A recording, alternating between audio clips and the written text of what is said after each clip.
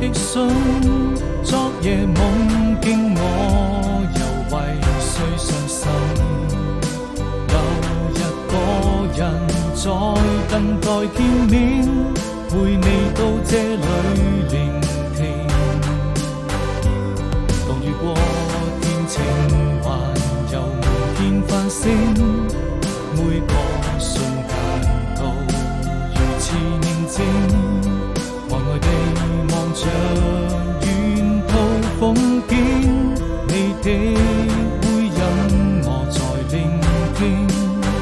我閉上了眼睛，早已分不清這一段愛情沒任何回應，保持距離，心卻感慨。